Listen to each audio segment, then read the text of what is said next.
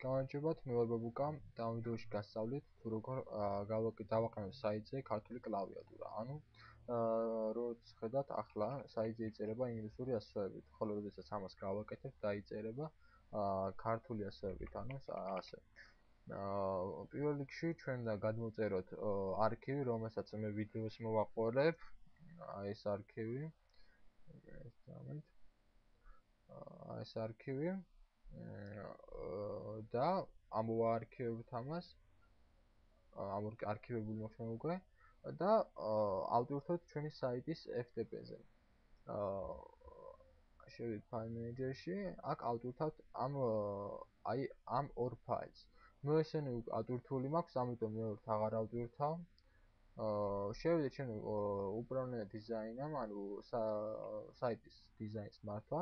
შევიდეთ იმ გვერდზე, სადაც ჩვენ გვინდა რომ გამოჩნდეს კი არა და დაიწეროს ქართული კლავიატურით, იმ გვერდზე შევიდეთ.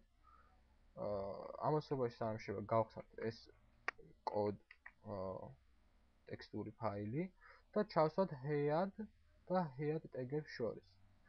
აქ დავაფეისტოთ ნებისმიერ ადგილზე, მნიშვნელობა არ აქვს, შევინახოთ და ახლა როგორც ხედავთ, აი უკვე სრულად შევალთ. იწერება ქართულად.